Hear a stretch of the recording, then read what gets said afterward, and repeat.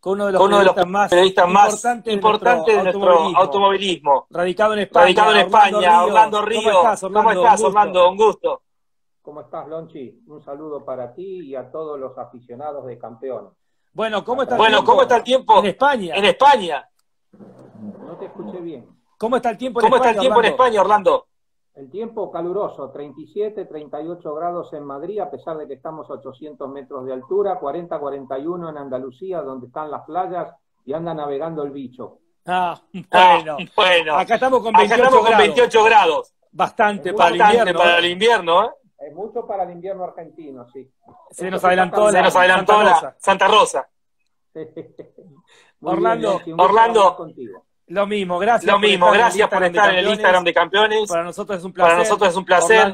Orlando es una de las grandes plumas que tiene la Argentina vinculado al automovilismo y el orgullo de que pertenezca al staff de la revista Campeones y de la revista One. Así es. Bueno, Orlando, ¿cómo comenzaste vos? ¿Comenzaste con el gráfico? No, yo no comencé con el gráfico. Yo era un aficionado muy, diría yo, curioso y sabía inglés desde los 13, 14 años. Compraba las revistas inglesas y los libros los ingleses que podían caer y me iba a ver las carreras desde los 13, 14 años. Y aprendí mucho sobre técnica, tanto es así que en 1968, cuando tenía 20 años, después de haber estudiado un año periodismo, tuve la suerte de que Miguel Ángel Barrau, otro periodista también de aquella época, muy, muy prestigioso, me hizo entrar en el gráfico tomándome un examen sobre cuestiones técnicas. La locura fue que me escribí una cuestión técnica sobre la sintonización de los conductos de admisión, los sistemas de rarefacción y las vibraciones propias de los conductos de admisión. Evidentemente, con 20 años lo había fusilado de un libro inglés que el señor Barrau tenía en su biblioteca detrás de su cabeza. Las oportunidades hay que aprovecharlas. Por supuesto que seguí estudiando y tratando de hacer la carrera lo más profesional posible, ¿no? Entonces comencé en Automundo cerró, luego se me dio otra oportunidad, estuve en un periódico escribiendo con Néstor Straimel, que él estaba en el gráfico, ya se había ido Carlos Marcelo Thieri, se habían ido Caroso, y entonces Straimel y él me llevó al gráfico y entre los dos hicimos el automovilismo del gráfico durante años y en el gráfico estuve 11 años haciendo Fórmula 1, turismo de carretera, etcétera, hasta que llegó el momento de venirme a Europa en 1988. Orlando, estás haciendo con eco, puede ser por el volumen tuyo. ¿Podrás bajar un poquito el volumen para ver si es por eso el eco? Tienes eco. Yo tengo mucho volumen, quizás, porque bajar el volumen de mi micrófono. Sí, para ver si bajamos el eco. Un momentito. A ver ahí. A ver ahora. Ahora sí. Vale. Ahora mejor. Espero que me escuches vos. Sí. Orlando, las charlas que haces por el país cuando viniste a Argentina, en España y en gran parte de Europa. ¿En qué consisten? Yo, digamos que trabajé 16 años en la revista Autopista, que es la revista líder del automóvil, no de las carreras, sino del automóvil en general, probando coches y haciendo lo que sería un periodismo industrial del automóvil, que es muy interesante también. Y cuando dejé esto, hace 7 años comencé a estudiar lo que sería el coaching, porque tenía la curiosidad de saber cómo era posible que un piloto profesional, teniendo la telemetría de otro y siendo muy bueno, siempre estuviera a 2 o 3 décimas del más rápido, o inclusive también cuestiones, por ejemplo, de agresividad en carrera o de resiliencia y de aguante a través de hora y media. Hay muchos casos de pilotos rápidos que no aguantan el ritmo del compañero, aunque el compañero no sea mucho más rápido o tenga la misma velocidad. Y todas esas suelen ser cuestiones mentales. Entonces empecé a estudiar este tema y estudié un poco de coaching, pero lo que más estudié fue programación neurolingüística, que es la forma en que funciona nuestro cerebro a través, cómo se programa nuestro cerebro, porque todos en realidad somos un contenido de imágenes, sensaciones, gusto, olfato, y todo eso constituye una experiencia que se junta con los valores aprendidos y las creencias que aprendemos. Y todo eso constituye la psicología del personaje y limita o impulsa la capacidad técnica, o el empuje y la agresividad en carrera, la resiliencia, todas las buenas características o inclusive las malas características de un deportista. En este caso me tocó estudiar eso, lo pude hacer bien, tengo un máster en ello y también estudié hipnosis para aplicarla en el mundo del deporte. Hipnosis es un estado muy especial de la mente a través del cual uno tiene la llave para acceder al subconsciente. Imagínate poder acceder al subconsciente de Juan María Traverso, las cosas que te puedes enterar. O de un Di Palma, o de un Rossi, o de un Pechito López, o de un Hamilton, ¿no? O de un Bottas. Fíjate, Bottas, que es un piloto muy bueno, sin duda alguna, siempre está a una décima y media, o a lo mejor a veces igual que Hamilton, pero cuando viene la cuestión del ritmo y del aguante y el de adelantar y todo, él no logra la misma capacidad que Hamilton. ¿Por qué es eso? Y eso es porque tiene estructuras internas que le llevan a sentir de una manera diferente a Hamilton y valorar las situaciones de una manera diferente. Y eso se puede mejorar, se puede tratar. A veces es fácil, a veces es difícil. Caso Vettel. Vettel, un tipo que era intocable y ahora parece un pelele, pobrecito. ¿Alguien lo ha tocado a Vettel? Si él es rápido y tiene las condiciones. ¿Alguien lo tocó? No lo sé, pero no lo dicen.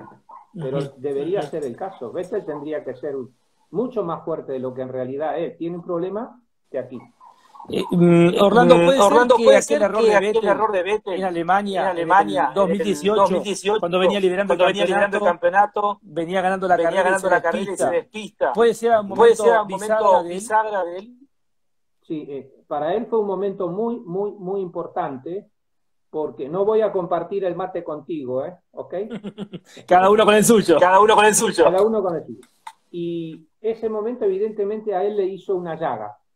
Y en ese momento él debería haber sellado, cicatrizado ese tema, haberlo aceptado, haberlo elaborado. En cambio se quedó con esa herida y la fue multiplicando en todos los sucesos y episodios siguientes, que se fue 5 veces de pista o se tocó con alguien durante las siguientes carreras ese año y el año pasado también.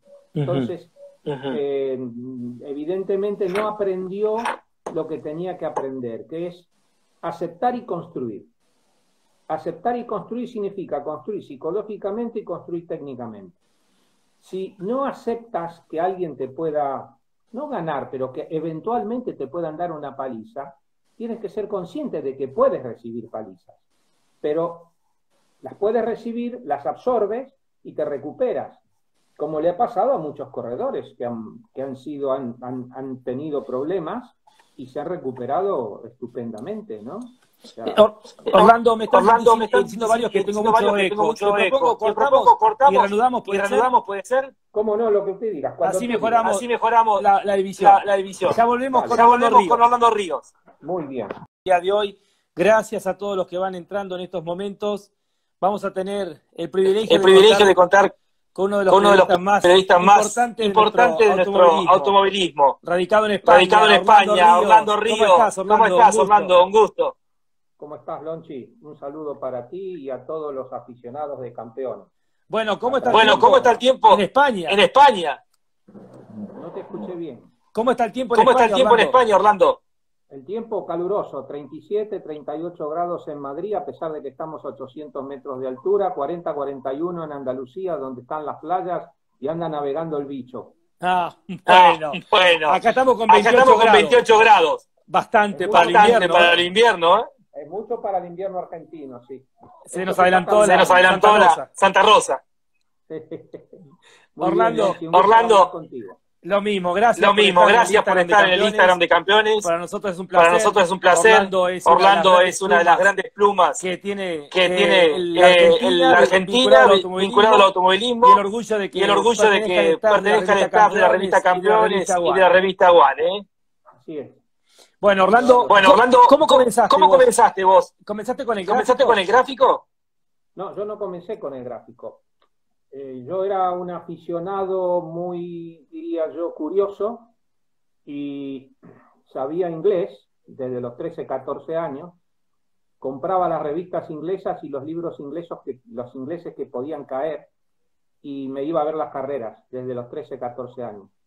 Y aprendí mucho sobre técnica, tanto es así que en 1968, cuando tenía 20 años, después de haber estudiado un año periodismo, tuve la suerte de que Miguel Ángel Barrau, otro periodista también de aquella época, muy, muy prestigioso, me hizo entrar en el gráfico, tomándome un examen sobre cuestiones técnicas. La locura fue que me escribí una cuestión técnica sobre la sintonización de los conductos de admisión, los sistemas de rarefacción y las vibraciones propias de los conductos de admisión. Evidentemente, con 20 años lo había fusilado de un libro inglés que el señor Barrau tenía en su biblioteca detrás de su cabeza. Las oportunidades hay que aprovecharlas. Por supuesto que seguí estudiando y tratando de hacer la carrera lo más profesional posible, ¿no? Entonces comencé en Automundo, Automundo cerró, luego se me dio otra oportunidad, estuve en un periódico escribiendo con Néstor Streimel, que él estaba en el gráfico, ya se había ido Carlos Marcelo Thierry, se habían ido Caroso, y entonces Streimel, él me llevó al gráfico, y entre los dos hicimos el automovilismo del gráfico durante años, y en el gráfico estuve 11 años, haciendo Fórmula 1, turismo de carretera, etcétera, hasta que llegó el momento de venirme a Europa en 1988. Orlando, estoy saliendo con eco, puede ser por el volumen tuyo. ¿Podrás bajar un poquito el volumen para ver si es por eso el eco? Tienes eco. Yo tengo mucho volumen, quizás, porque bajar el volumen de mi micrófono. Sí, para ver si bajamos el eco. Un momentito. A ver ahí. A ver ahora. Ahora sí. Vale. Ahora mejor. Espero que me escuches vos. Sí. Orlando, las charlas que haces por el país cuando viniste a Argentina, en España y en gran parte de Europa. ¿En qué consisten? Yo, digamos que trabajé 16 años en la revista Autopista, que es la revista líder del automóvil, no de las carreras, sino del automóvil en general, probando coches y haciendo lo que sería un periodismo industrial del automóvil, que es muy interesante también. Y cuando dejé esto, hace 7 años comencé a estudiar lo que sería el coaching, porque tenía la curiosidad de saber cómo era posible que un piloto profesional, teniendo la telemetría de otro y siendo muy bueno, siempre estuviera a 2 o 3 décimas del más rápido, o inclusive también cuestiones, por ejemplo, de agresividad en carrera o de resiliencia y de aguante a través de hora y media.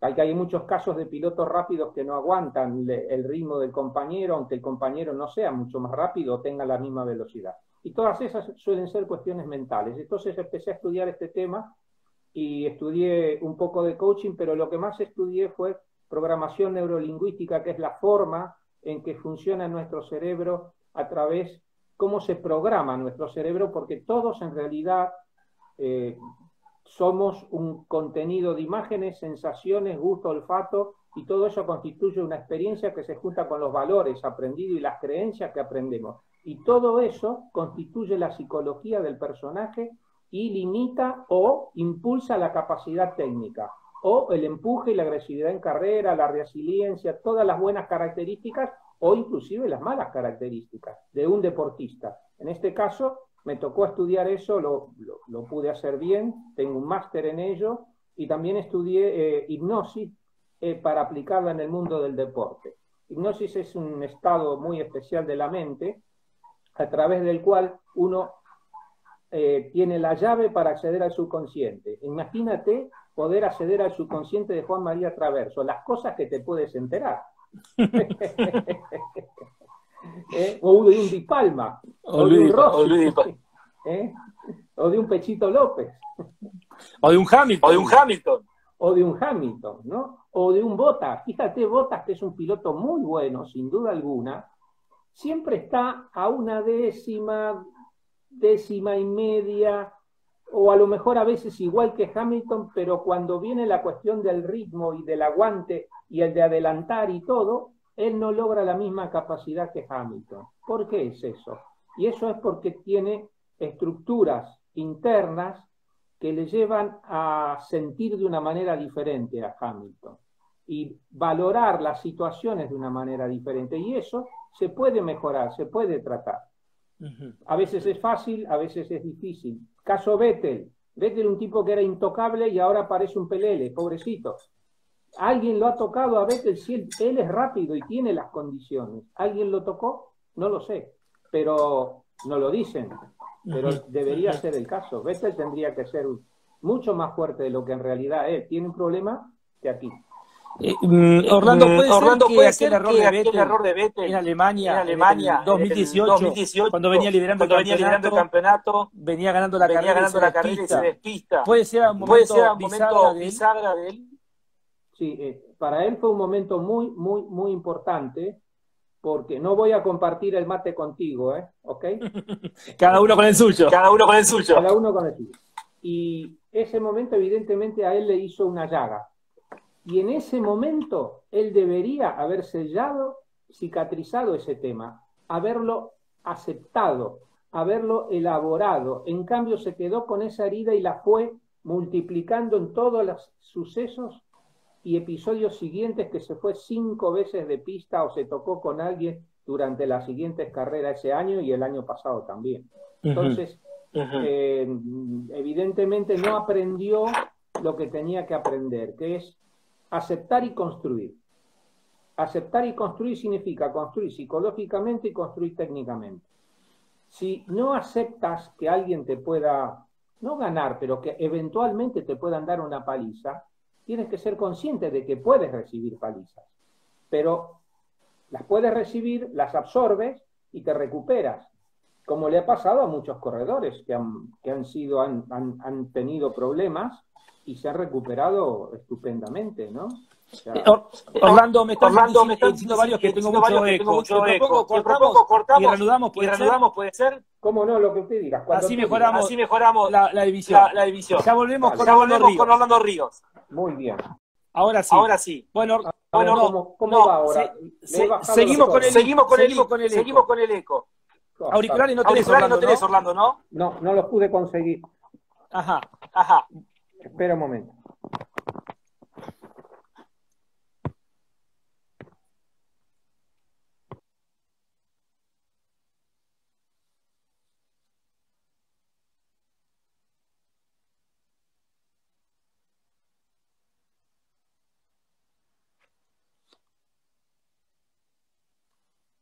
Ahí te perdimos, Orlando, A ver. Seguimos con un poco de eco. Bueno. Le vamos a pedir que nos entienda porque estamos haciendo la chapa con Madrid con España. Me he ubicado más lejos. Sí. A ver si así lo mejoramos. Bueno, a ver, intentamos. A ver si mejoramos el bien ahí? retorno.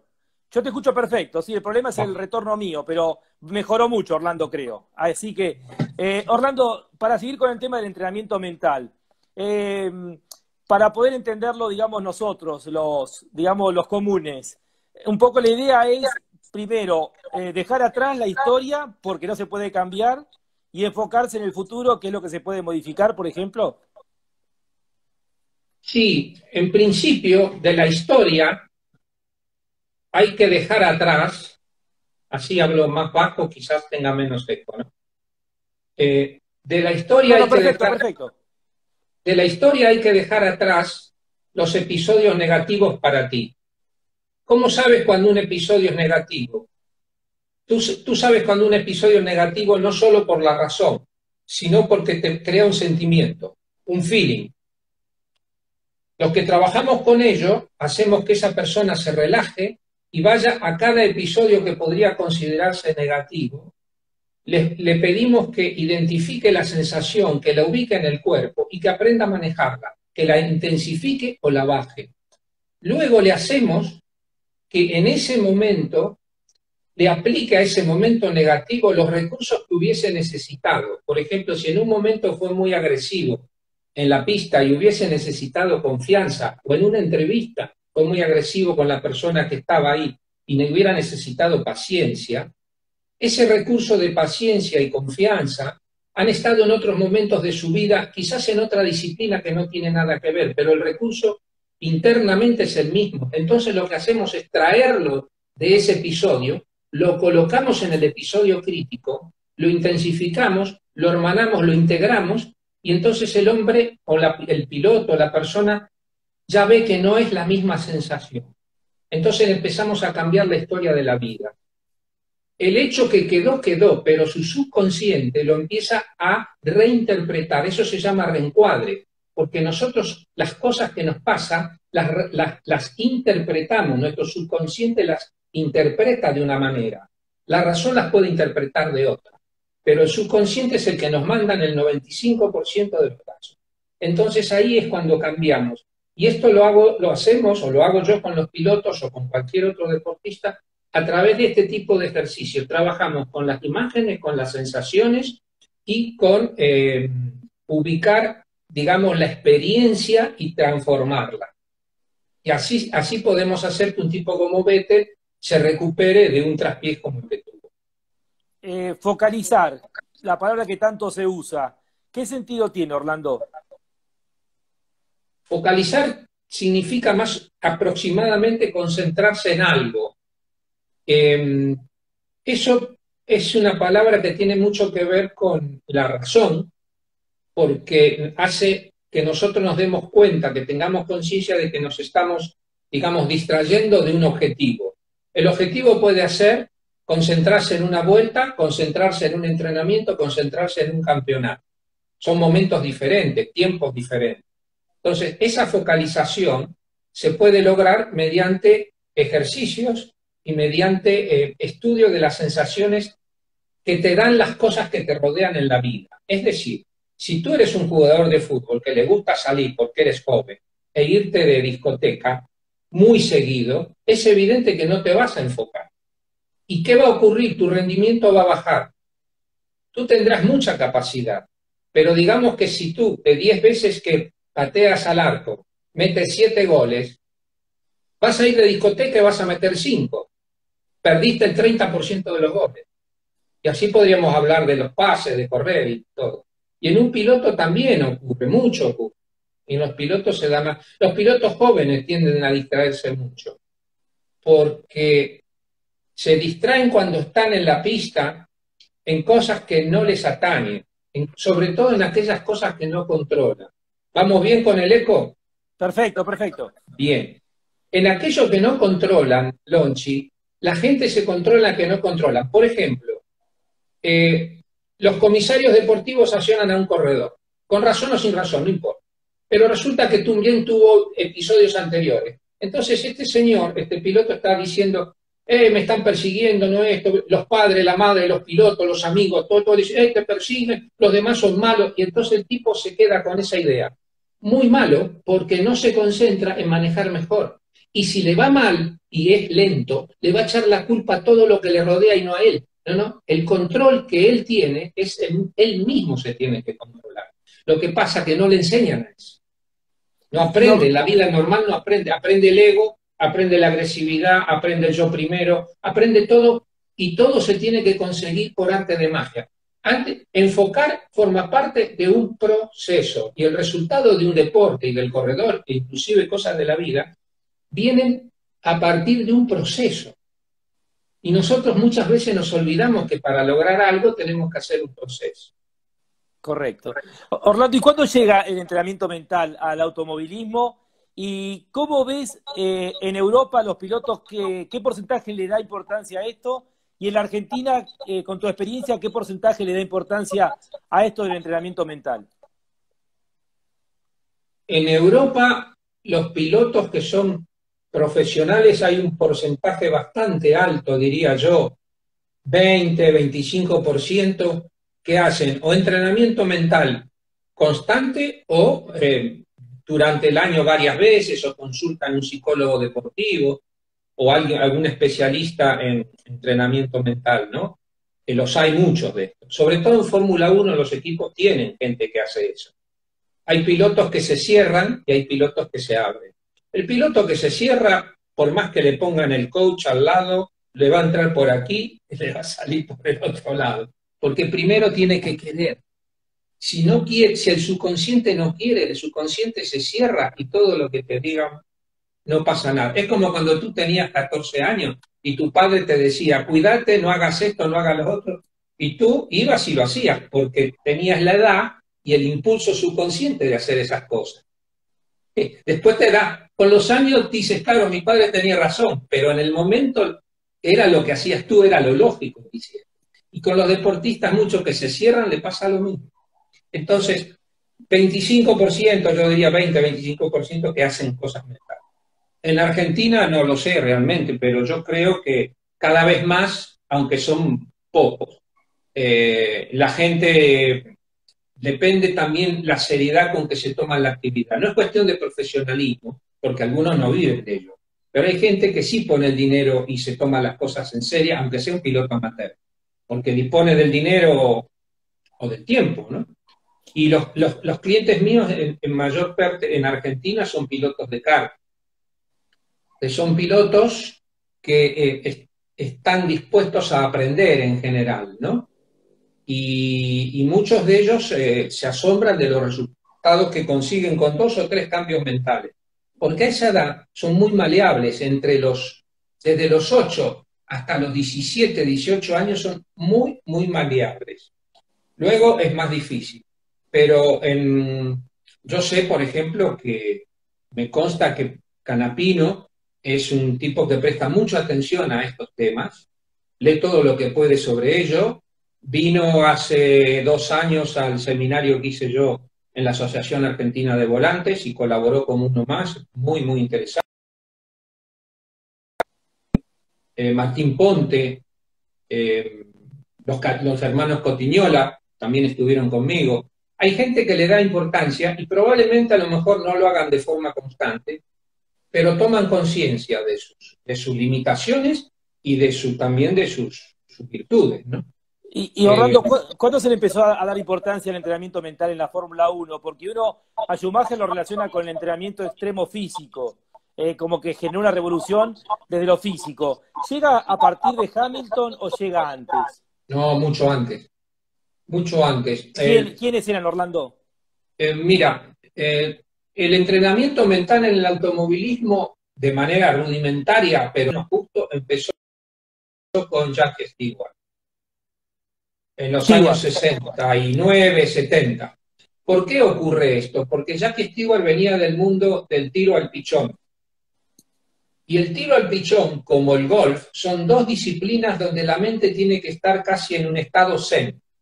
Tiene que estar muy, pero muy relajada para lograr un buen rendimiento, si no, no lo logra. En automovilismo es posible que ganes carreras estando totalmente alterado. Lo que pasa es que tienes el mejor coche o los pilotos son muy inferiores. Pero en el golf y en el tiro al pichón hay que estar. Y él venía de ahí, y de ahí le habían enseñado a visualizar, porque tenía que visualizar el pichón por dónde iba y tirar, porque la escopeta va por delante, no puede ir siguiendo al pichón por la demora del disparo. Eso se da mucho en el entrenamiento de los aviones caza, ¿no? De combate, en la antigüedad. Y fue Stewart el que me comentó esto a mí y ahí me empezó a interesar. Y él lo puso ya de una manera más sistemática con Jan Magnussen cuando tuvo el equipo de Fórmula 1 en los años 90. Empezó ahí él, porque él tenía esa disciplina. Luego McLaren, evidentemente, ya puso el tema. Senna, por ejemplo, era una persona que se relajaba mucho y se convencía mucho de cosas él mismo. Es decir, él se hacía como un autocoaching. Por eso entraba mucho en lo que en el deporte se llama fluencia. Fluencia viene a ser un estado de inspiración.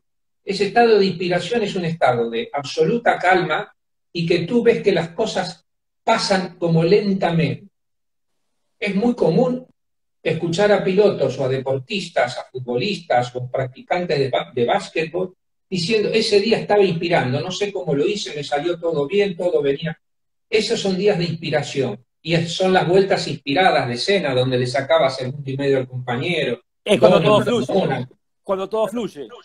Cuando todo fluye. Y eso justamente es una de las cosas que se tienen que hacer en el entrenamiento mental y que un buen entrenador mental lo hace y lo practica.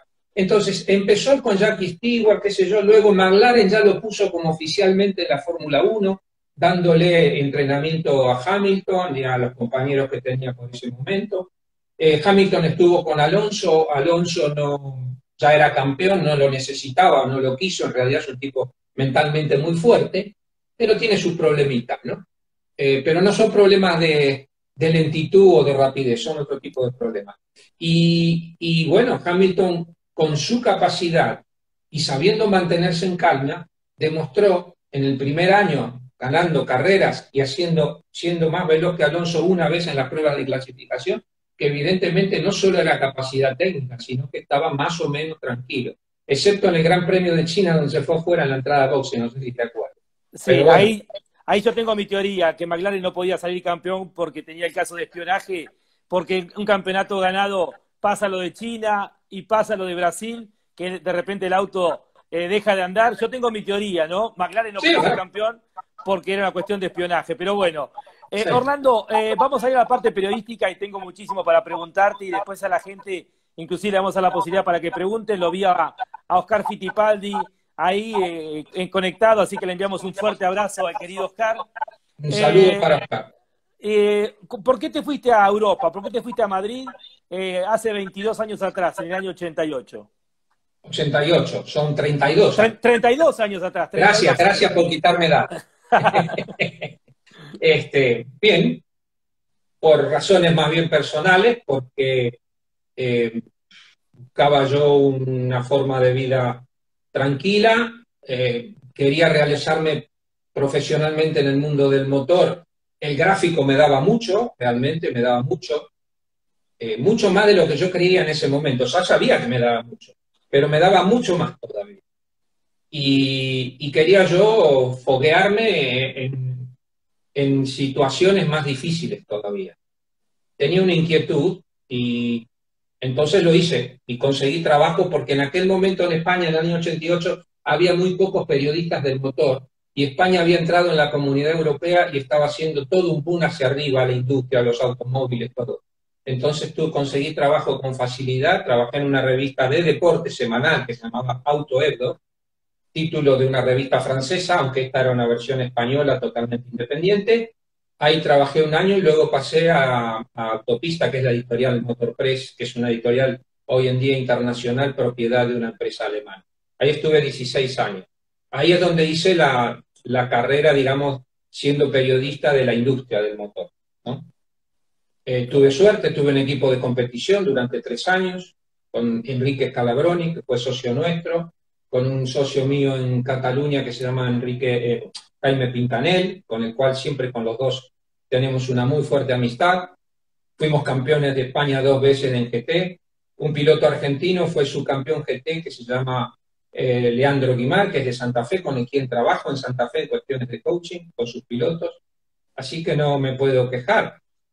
La verdad que no. Ahora, en un rato vamos a hablar también de tu experiencia dentro de los equipos de Fórmula 1.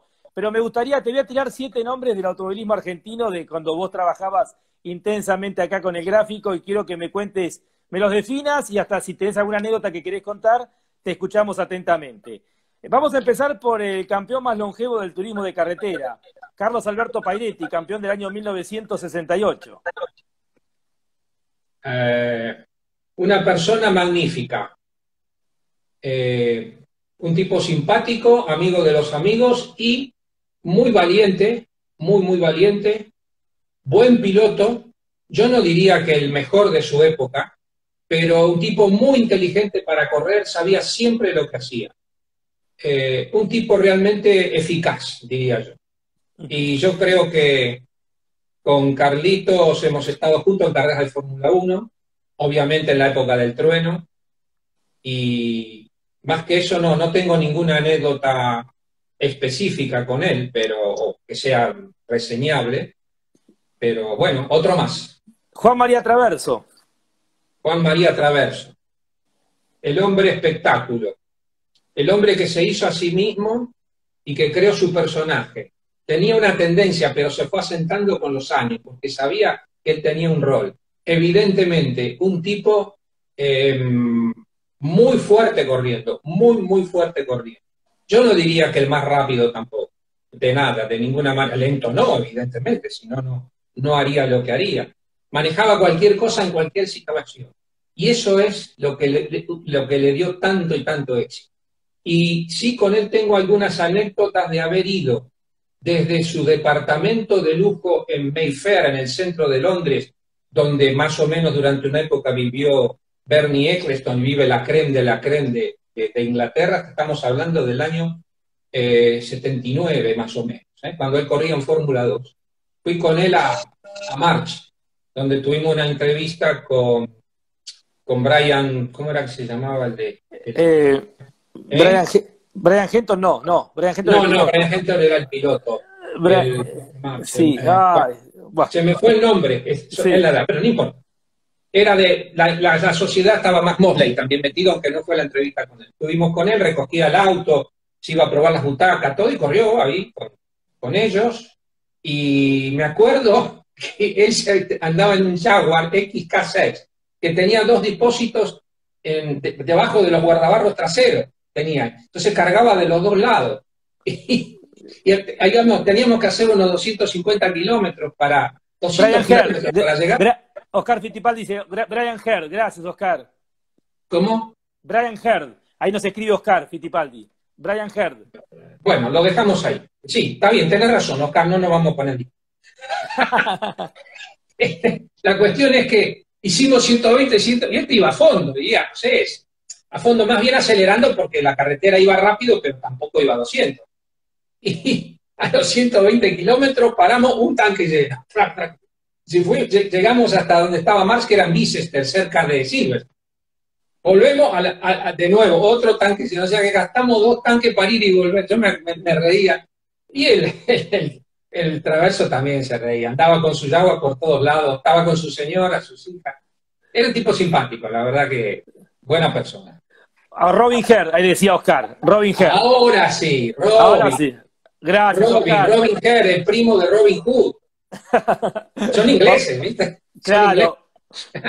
Y los 2 robaban, pero bueno. Sí, bueno. No hablemos mal de los muertos, vale, continuemos. Luis Di Palma. Luis Di Palma. Otro tipo al estilo Traverso. Bien. También una persona muy simpática para los demás, muy buen piloto, con bastantes conocimientos técnicos. Yo diría que más conocimientos técnicos que Traverso, que no se ofenda a Traverso, porque él se había hecho muchas veces su coche y todo esto, ¿no? Y sí, Di Palma era más de pueblo y Traverso era un fifí. Se lo podemos decir. Es así. No me va a pegar, Es así. Roberto Mouras. Roberto Mouras, un señor, tipo elegante, fino en la conducción, también muy inteligente para correr. El tipo se preocupaba mucho por los neumáticos. Él miraba siempre el neumático porque era la tenida de su coche, la suspensión. Muy consciente y se llevaba muy bien con sus preparadores, con Wilke y con Pedersoli. Realmente también otro tipo notable. Me hubiera gustado verlos en monoplaza o en carrera más cuerpo a cuerpo, porque era bueno también. Pero bueno, yo lamentablemente me perdí sus últimos años porque él murió creo que en el 92, me parece, ¿no? Yo los 4 últimos años los perdí. ¿El Pincho Castellano? El Pincho Castellano. Una persona hecha a sí misma, muy estudiosa, muy perseverante, muy detallista. Con el Pincho Castellano, yo me acuerdo cuando empezaba a correr en turismo de carretera al poco tiempo, con un ingeniero argentino habíamos fabricado unos, ¿cómo se llaman estos? Unas cuplas térmicas para tomar la temperatura de los neumáticos, que no había en Argentina. Entonces habíamos hecho una para tomar la temperatura de los neumáticos, y él fue uno de nuestros primeros clientes, al cual tuvimos que hacer algunos arreglos en garantía, porque como toda experiencia argentina tenía sus fallos. Pero el tipo estaba en la vanguardia, no se perdía uno, y yo creo que así fue toda su vida. Evidentemente junto a su padre, que también era el alma mater del equipo, junto con él. La verdad que Pincho es un tipo que hizo en el automovilismo grandes cosas, a base de su estudio y la perseverancia. En ese sentido, quizás parecido al Giorgio Maldonado. Correcto. Ahí pregunta Leonardo si se les podría haber mejorado con todo lo que es el entrenamiento mental a pilotos como Di Palma, Traverso, Castellano, Mouras, o ya venían así de fábrica con sus mañas. Es difícil saberlo, porque Di Palma y Traverso, los dos se hacían la guerra psicológica y se divertían con ella. A veces se puteaban, a veces se hacían amigos, pero los dos estaban en el juego, y yo creo que en ese sentido ninguno de los dos tenía, digamos, creía que el otro era superior, no había una limitación ahí. Sabían el juego que jugaban. En Mouras no lo sé, no sé qué te puedo decir, porque nunca, al no haber estado tan atento o no haber visto el juego mano a mano, excepto las pocas veces que corrían en autódromo, porque todavía se corría en ruta cuando me fui. Sí, sí. Entonces el mano a mano no te saca tanto la cuestión psicológica. Existirá, pero es menos visible. Y en esos años yo no estaba en ese tema. Realmente no. Lo tenía un poco ahí, pero no tenía los recursos para poder juzgarlo. Sí te puedo decir que Mouras era un tipo muy tranquilo corriendo.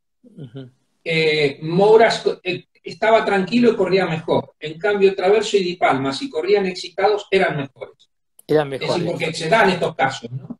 Necesitan un umbral de excitación para rendir más. Mouras es muy rápido, pero tranquilo. Correcto. Orlando, sí. Vamos a entrar en la Fórmula 1. Por supuesto, te voy a preguntar primero como piloto y alguna experiencia con el Lola Reutemann, y después la pregunta siguiente, si querés la enganchás, es si al Lola le hubiese venido muy bien un entrenamiento mental para los momentos que su peor rival era el mismo. Después con los años me he dado cuenta, tú no te das cuenta en aquel momento, éramos muy jóvenes, inexpertos si se quiere. Siempre decíamos que el Lole era un segundón y que siempre salía segundo, etcétera, etcétera. Aunque era más rápido que los compañeros, ningún compañero nunca le ganó rapidez. Nunca. Habría que ver la estadística con Lauda, pero creo que yo en todo caso fue muy pareja, no era una cuestión definitiva. Pero sí fue mucho más rápido que Andretti. Terminó siendo bastante más rápido que Jones. O sea, no hubo un compañero que le ganaba. Pero en las carreras él no funcionaba tanto. ¿Por qué no funcionaba tanto?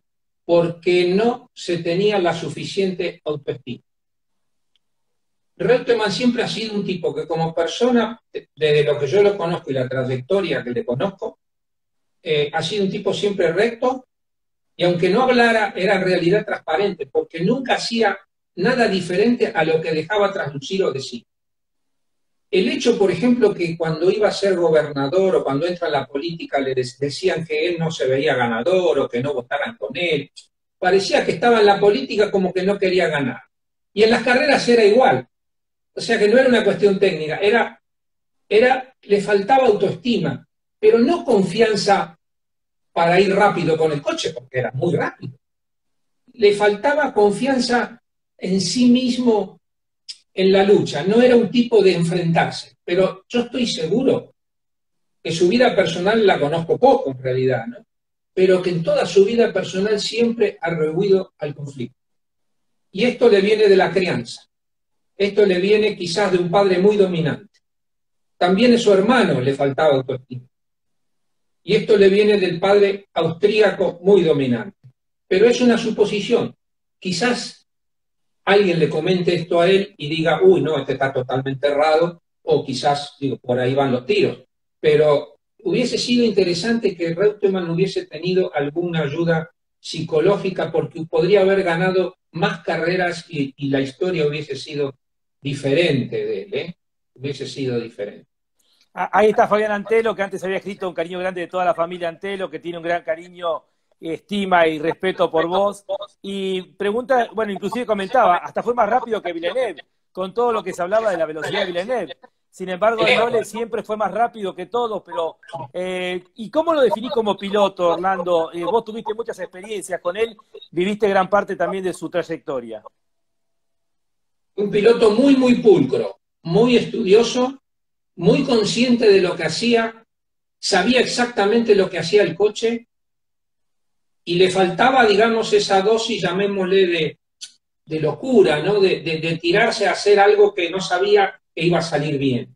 Lo que pasa es que sabía medir justo, y realmente tan justo sabía medir que podía ser más rápido que todos estos próceres de la Fórmula 1 sin salirse, digamos, de lo establecido, ¿no? Pero un tipo evidentemente dotado por la naturaleza para eso. En cuestión psicomotriz, pero no cuestión psicológica. Correcto. A mí siempre me gustó y además que era un tipo para respetar, no solamente como piloto, también como para persona, aunque no le daba bola a nadie. Pero un corredor no está obligado a darle bola a los periodistas. Somos los periodistas los que creemos que nos tienen que contar todo. Y no es así. Porque ¿acaso nosotros le contamos todas nuestras cosas a todo el mundo? No, sobre todo no le contamos a nuestras mujeres.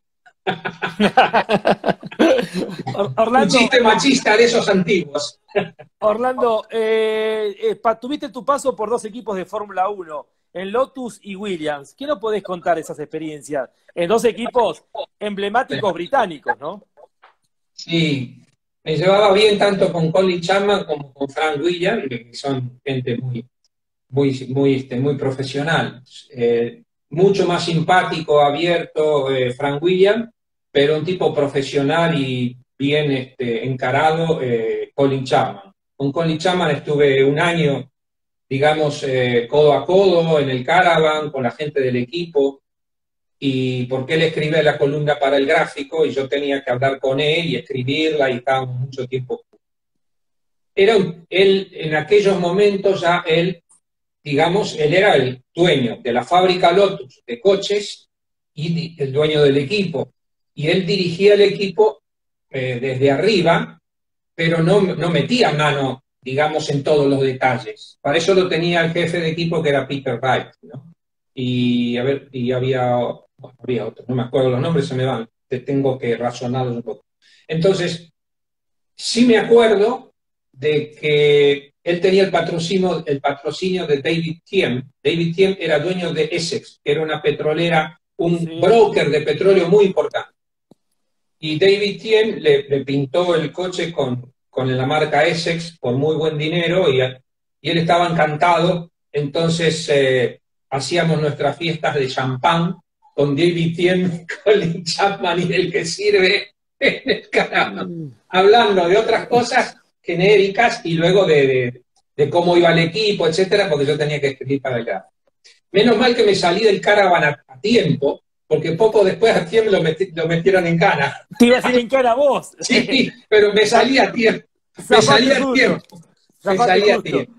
Obviamente la relación cuando Reutemann cambió de equipo cesó, sí, nos conocimos, qué sé yo, pero luego con William la relación venía, ya lo conocía William de la época de la Fórmula 2 Argentina en el año 68, porque en ese año yo era traductor para el Club IPF cuando estaba el Mundo Horta, creo, no sé si te acordarás. Sí.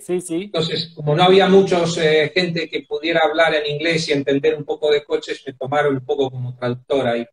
Y me acuerdo que Pairetti tenía el coche de Frank Williams, junto con Courage, coches azules, y que no sé si recuerdo mal, pero el día jueves antes de la primera carrera en Buenos Aires se le quemó el coche. Ajá. Entonces esa noche estuve yo ahí ayudando, traduciendo, estaba Pairetti, estaba Frank Williams, un poco, digamos, ahí metido en el ajo del tema. Y bueno, de ahí, de esa época ya nos conocíamos. Luego me lo encuentro en la Fórmula 1, nos llevamos muy, muy bien, y me recibió en su fábrica varias veces. Teníamos una cierta confianza. Buen tipo. Es una persona de la que siempre se va a hablar bien. ¿Guardaste alguna camisa de las que tenías del equipo? ¿Te las guardaste? La tengo, pero debo confesarte algo. Sí, la tengo. Y además era la camisa personal de Frank, que me la dio. Él tiene el bordado de Frank Williams de aquí atrás. Tengo la camisa, lo que no tengo es el cuerpo para poder usarla. Orlando, ¿y qué teoría tenés vos de esa definición del campeonato que pierde el Lole en Las Vegas? Tanto se habla. ¿Cuál es tu opinión conociendo a Frank Williams como pocos lo conocen dentro de los argentinos y conociendo al Lole? Primero, todos aquellos hinchas, por eso son hinchas. Claro. Meten el corazón y las emociones y no ponen la razón. dicen que lo tiraron al medio, que etcétera, etcétera. A ver, ningún equipo, menos Williams, tira normalmente un piloto al medio, o sea, lo tira para atrás, no lo hace, ¿vale? Sí es posible que durante algún momento haya alguna falta de motivación para ayudar a alguien. Y en realidad eso es ver, pero no ayudarlo técnicamente, ayudarlo mentalmente, ayudarlo, apoyarlo, digamos, psicológicamente, alentándolo a Reutemann. Y eso, ahí Reutemann con Williams no tenía problema, pero estaba Patrick Head. Patrick Head era un tipo muy duro, un inglés hijo de militar, creo que era de la Marina, el padre, pero un tipo así, ¡pah! Un tipo sensacional, pero no se te va a reír y todo tiene que ser derecho. Y muy duro, muy, muy duro con la gente, con todos, ¿no? En general. Muy recto, pero muy duro. Y no le gustó a ellos lo que Reutemann le hizo en Brasil. Entonces, Williams, que era más flexible, no se lo tomó tan a mal. Recuerdo que el episodio de eso le costó a Reutemann unos cuantos dólares porque le descontaron el premio, no sé de dónde. Pero como se llevaba muy bien Patrick Head con Alan Jones, que había vuelto y había llevado al equipo arriba, o sea, tenía algo recorrido, y Jones era más dicharachero, más hablador, y Reutemann un tipo muy volcado en sí mismo, que también eso corta la vía de comunicación. ¿Ves lo que yo te digo de la psicología? Si Reutemann hubiera sido un poco diferente y se hubiese enfrentado o sido más simpático, a lo mejor Head no le hubiera tenido, no una antipatía manifiesta, pero una cierta frialdad, y a eso sí le faltó. Y luego la parte de la definición en Las Vegas, ahí hubo un tema técnico, que fue cuando salen cambian los calipers, creo, del chasis 17, tiene que salir a balancear neumáticos nuevos y los neumáticos ya no tuvo tiempo, y entonces corrió con neumáticos que estaban desbalanceados. Y eso fue lo que le pasó, no podía ver, y todo eso no son excusas, eso es cierto. Y luego en la vibración jodió la palanca de cambio, que tendía a trabarse en los Williams. Ya se le había trabado un poquito en Mónaco. En Mónaco había jodido, y en Mónaco le costó el abandono a Jones. ¿Qué ocurre? Si vamos a decir que Reutemann perdió la carrera en Las Vegas, sí, pero también la puede haber perdido en el Gran Premio de Bélgica. Cuando le pega la hit, salta. Y en Holanda también, en la curva Tarzán. Sí, perdón, en Holanda quiero decir, dije Bélgica. En la curva Tarzán. En Zandvoort, que yo estuve en esa carrera. Claro. Entonces, ¿en dónde la perdió? ¿En esa última carrera o la perdió él? Se la perdió Williams en la última carrera. Williams se la pierde porque trabajan mal o no trabajan contratiempo y tienen el problema con el juego ese de neumáticos. O la pierde él cuando en una de sus maniobras audaces tiene la mala suerte, que no era muy frecuente, y en una de las poco frecuentes, ¡pum!, le pega a la FIT o se da con la FIT y pierde el campeonato. Pero en realidad, Reutemann hubiese sido igual ganando un campeonato, es decir, él no habría cambiado. Toda la parafernalia nuestra, del público, la alegría, todo eso iba por arriba. A él sí le afectó, le dolió mucho, porque bueno, se había hecho ilusiones, ¿no? Tenía todo más o menos a favor. Nos pasamos 2 semanas en Las Vegas. Fuimos porque habían practicado, creo, la semana anterior y luego corrieron la carrera. Casi 2 semanas en Las Vegas estuvimos jugando las tragaperras con Mimicha. Obviamente Reutemann se iba a dormir temprano, que era lo que correspondía, se llevaba su novelita, viste, de estas del libro de bolsillo en inglés. Él se iba a dormir 8:30, 9, y con Mimicha, que era más sociable y que no tenía compromisos físicos importantes, entonces nos íbamos a jugar a las tragaperras. Estaban toda la corte de periodistas, todos los que estábamos buscando dónde rascar algo. Orlando, recuerdo en el 77 volamos juntos contigo, vos ibas para el gráfico, yo iba con el profesor Juárez, Caíto me dijo, si te vendés la publicidad, vas en premio a ver el campeonato de Niki Lauda. Vos llevaste un dibujo para regalárselo y que eso te sirva de entrada para poder hacer una nota con Niki Lauda. Te la habías olvidado arriba del avión, fuiste a buscarla corriendo, me acuerdo. Sí, bueno, me acuerdo. Eso fue en Mosport, Canadá. En Mosport, Canadá, claro, exactamente. En Mosport, Canadá. No, en Watkins Glen, porque después él a Mosport no fue. Él sale campeón en Watkins Glen, a la semana siguiente era Mosport, él lo deja colgado a Ferrari y es cuando debuta Villeneuve. Hicimos Watkins Glen primero y después Mosport. Pero de lo que me acuerdo es que a Lauda lo pesqué casi entrando al circuito, antes de entrar al circuito, y con cara de pocos amigos, porque me conocía muy poco igual, ¿no? porque siempre fue así, medio simpático con los que no, medio antipático con los que no conocía. Pero me aceptó el cuadro, posó y todo, y esa foto está en el archivo del gráfico, sí, un lindo cuadro que le hicimos. Sí, ¿Y qué nos podés contar de Niki Lauda? Como decía, en el computer. Era un tipo que no engañaba a nadie y no se engañaba a él mismo. Era un tipo muy claro con sus intereses, es decir, esto para mí, yo lo quiero y apunto con todo a ello. Ese tipo sí que tenía autoestima, una autoestima perfectamente. Evidentemente era un tipo medio duro. Yo diría que la media social de los austríacos son gente un poco dura. Solamente basta verlo al doctor Marco tal cual. Y a otros más. Son tipos así un poco rústicos, ¿no? Muy duros, muy rectos o muy drásticos. Y Lauda era eso, o sea, un tipo muy técnico, muy técnico. No era un superdotado de velocidad, para nada. No, coincido. Y de hecho, en cuanto Prost anduvo un poquito mejor, ya lo pasó por arriba. De los 3 títulos que tiene, solamente en uno fue el que ganó mayor cantidad de carreras. Los otros 2 no fue el que más carreras ganó. Claro. Y el otro lo termina ganando por medio punto porque no tuvo puntaje la otra carrera, entonces le ganó. Pero y vos escribiste de todas maneras en el gráfico que decía una frase de él: ser agresivo cuando se debe, ser calmo y tranquilo cuando se necesita. Sí, es que era un tipo así, podía ser agresivo, pero siempre que corrió con coches que no se veían envueltos en muchas escaramuzas. Es decir, cuando corrió con Ferrari, evidentemente era claramente más rápido que Regazzoni, y claro, el Ferrari andaba mucho más rápido que casi todos los demás, y entonces ganó con una relativa facilidad. Y cuando estuvo en McLaren, lo tuvo a Prost. El primer año, Prost todavía no estaba a punto, y le ganó por ese medio punto, pero ahí ya, creo que ese año ganaron 15, 16 carreras, ¿fue? ¿O el año siguiente? No me acuerdo. El año siguiente. Al año siguiente. Y entonces, el tipo muchas fricciones no tuvo, digamos, ¿no?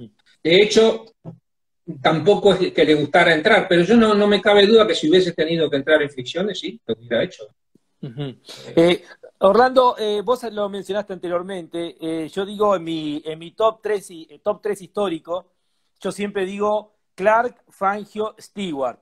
Y la sensación que tengo es que Stewart no es reconocido en el nivel que merece. Vos hablaste del adelantado que fue en el tema del trabajo mental, en las relaciones públicas, pero más allá de eso, en lo deportivo salió campeón con Matra, que la única vez que fue campeón fue con él, y con Tyrrell, que la única vez que fue campeón fue con él.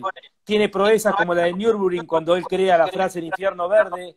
Stewart, no sé, tengo la sensación que porque como está vivo, no se le da el valor que tiene. ¿Cuál es tu opinión? Stewart corrió en una época donde las fricciones coche a coche eran una carta de presentación para el infierno o el cielo. Entonces la lucha coche a coche en aquellos años era más difícil. Por eso es más difícil jugar a los pilotos. Es decir, un Verstappen corriendo en los años 70 ya se hubiese muerto, ¿sabe qué?, en la tercera carrera. Y hoy todos, Verstappen y todos los demás, gozan de la ventaja de poder hacer verdaderas barbaridades sin que pase nada. Y que puede resultar a veces más divertido, pero también es algo más, requiere menos finura. Se puede ser más brutal. Stewart no era un tipo brutal, Stewart era un tipo muy suave, muy delicado, y siempre habló mucho de que un piloto tiene que ser suave. Y evidentemente, los pilotos relativamente suaves son los mejores en circuitos rápidos. Y también, para ser suave hay que ser sensible, porque cuando no eres sensible, necesitas que el coche apoye más para sentir tú. Cuando tú eres sensible, a poco te apoyó el coche, tú ya sientes, entonces vas. Y eso era Stewart. Yo no sé si era mejor que Clark, probablemente no, pero no es eso importante. Y tampoco, yo diría que Stewart en realidad era un piloto a lo Fangio. Era ese tipo. De hecho, entre ellos hablaron mucho y siempre se admiraron mutuamente. Sí, tal cual. De hecho, Stewart se consideraba amigo personal de Fangio y fue a Saint-Pierre. Ese fue un episodio para él, y bueno, fue a Stirling Moss también, evidentemente. Volaron juntos en el avión a Río de Janeiro, a San Pablo, creo, cambiaron de avión porque Constancio Vigil del Gráfico le mandó un avión a buscarlos a San Pablo, si no, no llegaban. Entonces de San Pablo se fueron derecho a Balcarce en el avión privado. Entonces, Stewart era ese tipo de persona, y también eso lo había aprendido con el tiro, todo ese comportamiento deportivo. Él se concentraba, yo me acuerdo verlo sentado en la hierba y apoyado en los muros de boxe, al lado del matra, al lado del tirre, y él se concentraba, bajaba la cabeza aquí y se aislaba, cosa que también solía hacer Reutemann. Cosa que también solía hacer Reutemann. Y siempre venía alguno de una radio, ¿viste? De estos que molestan. Siempre por ahí podía venir Caíto a meterle el micrófono. Caíto. Y el Lola Caíto no le decía que no, ¿viste? No, ellos se concentraban más. Se relajaba bastante. Y la relajación es el principio del rendimiento máximo. Y eso les cuesta entender a los pilotos. Cualquier deportista, Kevin Keegan, famoso futbolista inglés, decía que las mañanas de los partidos él se metía en una bañera con agua caliente, a una temperatura perfecta, y se relajaba ahí, se quedaba haciendo como una especie de budismo, no sé qué, pero un rato largo, y entonces ya él estaba todo el día, estaba relajado, más inspirado y todo. Hay muchas maneras de hacerlo. Y esto lo hacía Stewart, y lo hacía Reutemann, sí señor. Además, bueno, tenemos anécdotas, algunas son un poco risueñas e increíbles. ¿Sí? Increíbles, sí. Voy a contar una. Contame, dale. Estaba con Stewart en Long Beach. Entonces yo tenía que hacer la crónica para el gráfico que la firmaba Stewart. Como era un tipo muy abierto, yo iba a muchos sitios, iba con él, que tuve muchos honores gracias a estar junto a su lado. Y terminó el entrenamiento, quedamos en encontrarnos en el hotel de él. Entonces llegamos juntos, él entra en la habitación, que lleva a la habitación, pues bueno, vamos a ver la habitación de él. Y se pone a hablar, bueno, empezamos a hablar, y a los 5 o 6 minutos, ¡pum!, sale una mujer con la toalla aquí en el baño. ¡Oh! Dice, era Helen, la mujer de Stewart. Este no se había dado cuenta, o no se acordaba, o creyó que ella se iba de compra. Yo no sé, yo entré y sale la Helen. Claro, había escuchado, obviamente, salió, no se iba a quedar. Claro, escuchó vos. Escuchado que estábamos hablando. Sí, y para completar el tema, Stewart fue tricampeón en los 10 años más peligrosos, del 65 al 75. Correcto, sí. En ese momento fue tricampeón. Orlando, 27. ¿Qué nos puede decir de la Fórmula 1 actual? La Fórmula 1 actual, bueno, sigue teniendo bastante pasión, la gente tiene pasión. El problema de la Fórmula 1 es que es un deporte tan técnico y en estos momentos tan estratificado en los resultados que la gente pierde el entusiasmo. El hincha de Fórmula 1 no puede, casi difícilmente sea el hincha de las motos o el hincha del fútbol. Porque en las motos, como en el fútbol, lo que hace el protagonista se ve. En el automovilismo no. Tú puedes tener un genio adentro del coche, un genio de la sensibilidad, un tipo como Alonso, y está ahí 16º. Y la gente que no sabe dice, uy, este Alonso se vino para atrás. No se olvidó de manejar. Bueno, entonces esta Fórmula 1 es un poquito aburrida por ello, ¿vale? Pero en realidad el entretenimiento está en todo el trabajo mental. La estrategia, los neumáticos, qué va a ser esto, qué va a ser el otro.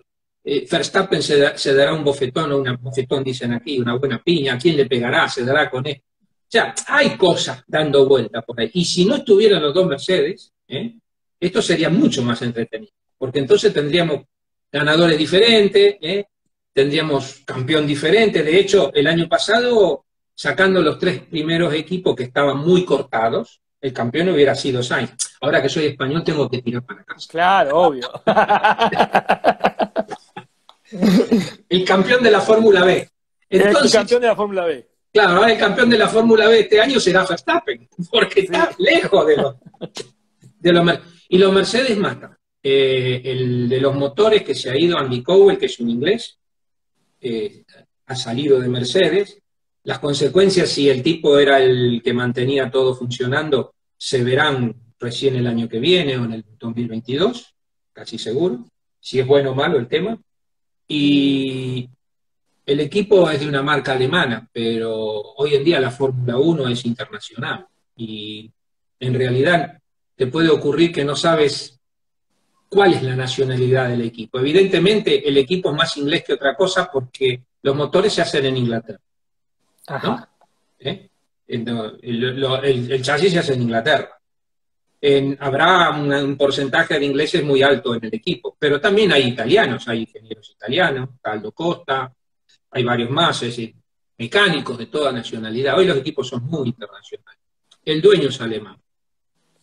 Como si tú te compraras, por ejemplo, Mercedes, Lonchi, el equipo es argentino. Y todos los argentinos diríamos que sí, que el equipo es argentino. Y sonaría el himno argentino en el podio. ¿Cómo? Y sonaría el himno argentino en el podio. Claro, ¿qué te parece? No sería mala idea. Hoy en día podrías comprar un equipo por 140, 150 millones de dólares. Yo creo que a Williams lo compran hasta por menos. O sea hoy han bajado los precios de los equipos, ¿no? Con esta pandemia, ¿no? Sí. Perdona, ¿cómo? ¿Han bajado el precio de los equipos con la pandemia? Sí, el precio de los equipos está más bajo, pero también es cierto que ahora van a gastar menos y ahora es más posible lograr un buen negocio. Si la economía se recupera gastando 140 millones de dólares, será posible balancear y ganar algo de dinero con equipo con una economía recuperada. Ajá. Los americanos tienen buen sentido del espectáculo y es posible que hagan algunos sacrilegios técnicos, ¿no? Porque nosotros queremos que la Fórmula 1 sea el escaparate técnico, que también eso motiva al verdadero hincha. Pero correcto, el americano lo va a llevar hacia el espectáculo, a tratar de balancear. Ojalá lo consiga. Sigue siendo interesante la parte técnica, eso es evidente. Bueno, de hecho, sale mucho más el auto de seguridad ahora, el ingreso a boxes todos juntos. Es una especie de indie. Orlando, te puedo proponer lo siguiente, podemos cortar y reanudar un ratito más, porque me gustaría preguntarte acerca de Hamilton, acerca de Angela Cullen, la coach, el ángel de Lewis, y bueno, y que la gente también te pueda hacer algunas preguntas. ¿Podemos seguir unos minutos más? Sí, cómo no. ¿Cuántos minutos, en cuántos retornamos? No, cortamos y empezamos de vuelta, porque se corta la hora. Entonces cortamos y reanudamos, Orlando. Tenés que pagar la cuota, Lonchi. Hay que pagar la cuota. Después mandamos todo. Aparte está barato el euro ahora, Orlando. Sí. Bueno, ya volvemos con Orlando Ríos. Ahí lo tenemos. Bueno, Orlando, está con eco, estamos de vuelta con el eco. Si podemos separarlo un poquito. Orlando, ¿cuánto tiene que ver en el éxito Hamilton, Angela Cullen, el coach personal, la rubiecita chiquitita que uno ve permanentemente al lado de Hamilton? Es casi último contacto antes que suba al auto y el primero cuando se baja. No conozco a fondo, sé que ella es la entrenadora y sé que Hamilton la aprecia mucho también por la parte psicológica. Es decir, en realidad los entrenadores físicos o los fisioterapeutas, que también hacen de entrenadores físicos porque suelen tener la doble titulación, están en la posición ideal para ayudar a un piloto. Porque el hecho de masajearlos, el hecho de cuidar su salud, hace que el subconsciente de ellos se abra y esté dispuesto a escuchar cosas. Si esa persona tiene una preparación de coaching que la suelen tener, digamos, muy sencilla, pero para lo que Hamilton necesita yo creo que está muy bien, y esa chica debe ser muy capaz. Yo sé que Hamilton la aprecia por las dos cosas, también por la parte psicológica, que uno podría pensar que no tiene nada que ver, y sí, son las personas en la posición ideal, porque ellos tienen a los pilotos en el diván, sin decirle que se sienten en el diván. Entonces ahí el piloto se relaja, cuando se relaja se abre, comenta, pum, pum, pum. Es una posición muy estratégica y da para mucho en realidad. Da para mucho. Yo creo que lo que hace está muy bien y Hamilton lo ha aceptado y aparte le da relevancia, que es importante. Dicen que hasta se encarga de la alimentación de Hamilton. Le va preparando la alimentación los días previos hasta el fin de semana, hasta el día domingo. Claro, porque una preparación física siempre tiene que ir acompañado de un régimen acorde a las necesidades momentáneas del día, de los 2 días, de los 3 días. Hay varios niveles de preparación. Hay alimentos que tomas de manera constante porque son una base y hay ciertos líquidos o nutrientes o minerales que tomas los días de las carreras. O sea, tienes que medir eso. es toda una especialidad, efectivamente. Claro que se tiene que encargar de eso. Sí, señor. Es muy importante. Nos metemos de lleno en el tema Hamilton. Hay mil historias. Yo soy un fanático. Lo reconozco desde el día que lo vi largar la primera carrera de Fórmula 1 y arriesgar y ganar una posición antes de la curva 1 en Australia. Dije, este es diferente, es un debutante y no le importa arriesgar. Después todo lo que hizo. Pero recuerdo un día en clasificación en Monza, cuando todo parecía de Ferrari, hace ya 3 años atrás, él habló de que mientras daba la vuelta de clasificación, se iba alimentando de la energía de la gente que él veía en la tribuna, con banderas que hablaban de él. Rodeado de banderas italianas y de Ferrari, que era como que le jugaban en contra a él. Sí, probablemente eso es una forma metafórica de hablar, porque tampoco puede él entrar en detalles. En esa vuelta rápida, él seguramente estaba concentrado en lo que hacía, pero sí, en las vueltas previas, en las de preparación y todo, a él le dijeron, o él sabía, tú mira a los tuyos. ¿Para qué vas a mirar a los otros? ¿De qué te sirve mirar las banderas rojas? Tú a los tuyos. Esto es lo que yo te decía antes, de conservar lo bueno y usarlo. Y olvidarte de lo malo. Porque ¿para qué te sirve? Entonces, en este caso, es una situación analógica. Él se fijaba en aquello que le daba energía, digamos, ¿no? Y él lo interpreta de esa manera. ¿Cuánta energía, cuánto? Eso no lo podemos medir, pero es suficiente que lo diga. Porque si se lo dice es muy probablemente que lo cree, porque eso le causa una sensación. Y esa sensación le genera unas sustancias de placer que son las que te llevan a rendir más. ¿Vale? Correcto. Que te hacen entrar en fluencia. Todas estas sustancias. Las sustancias de los pensamientos negativos, como el cortisol, son sustancias que las generan el cerebro, van a la sangre, entonces pierde sensibilidad muscular, pierde medición de la profundidad y pierdes exactitud en la consideración de la velocidad con la profundidad. De los tiempos de reacción baja. ¿Cuánto? 10%, pero 10% es 1 centímetro. 1 centímetro es darle con una rueda o no al muro. Correcto. Entonces, estas cosas, muchas veces la gente dice, bueno, no tiene importancia. Tiene importancia. Entonces, eso de Hamilton es perfecto. Algo bueno, que él lo recoge por sí mismo, o alguien le ha dicho, siempre quédate con lo bueno. Entendiste al revés, Leonardo. Se alimentaba de las banderas que hablaban de él, no de las banderas de Ferrari. Es al revés.